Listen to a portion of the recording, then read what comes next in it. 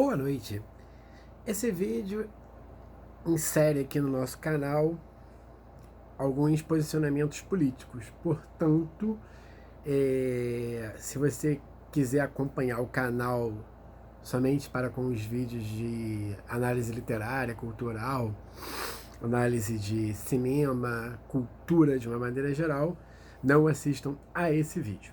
Bom, hoje vou discutir aqui com vocês o papel dos governadores no cenário da política atual com o coronavírus.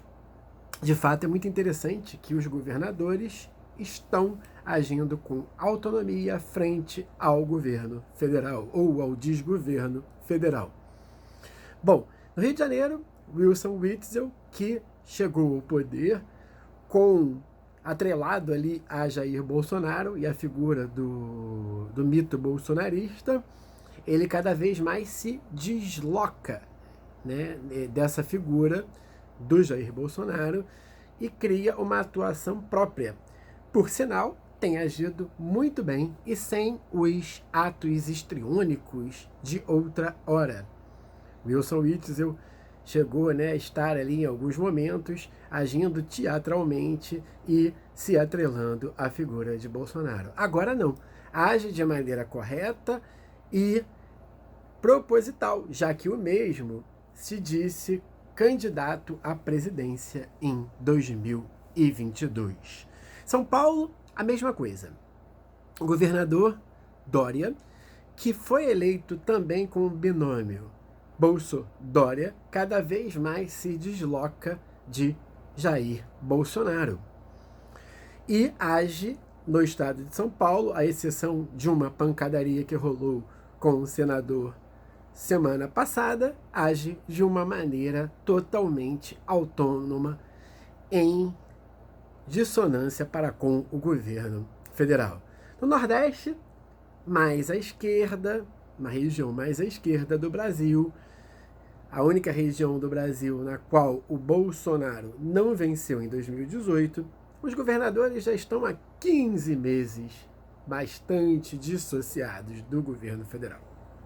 Agem nas suas questões, em questões que também não eram só deles, sobretudo se nós lembrarmos aqui do triste, fato que ocorreu com as praias do Nordeste, com o óleo derramado, que até hoje ninguém sabe quem é o culpado, Houve uma tentativa do governo Bolsonaro de culpar a Venezuela, só que quando realmente se achou o culpado, que foi um navio grego ligado à indústria Shell, uma grande petroquímica, dos Estados Unidos, o governo Bolsonaro deixou a questão de lado, tirou aí a questão criminal do direito internacional e esqueceu a questão, passou pano, por conta de estar ligado a uma empresa norte-americana.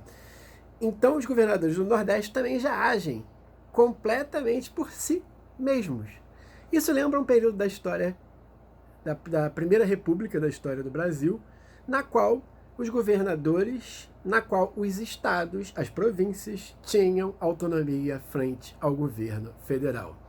Claro que hoje a história não se repete exatamente na configuração do início da República Brasileira, mas se configura de uma mesma forma, já que esses governadores estão buscando autonomia frente à incapacidade total do governo federal, eleito em 2018 democraticamente, para governar o Brasil.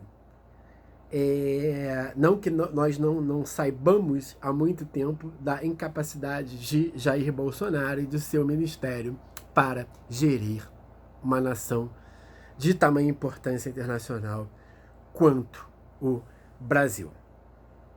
Fator interessante também é a figura aqui da cidade do Rio de Janeiro, Marcelo Crivella, que não podendo se desatrelar, já que nos últimos meses tem tentado se atrelar a Jair Bolsonaro devido à sua tentativa de se reeleger para um segundo mandato, ele age caladamente, Não sei se vocês já perceberam que, para com a questão do coronavírus, o Crivella até deu uma sumida. Hoje, surpreendentemente, apareceu dando uma entrevista exclusiva para o RJTV, a Globo, sua suposta maior inimiga.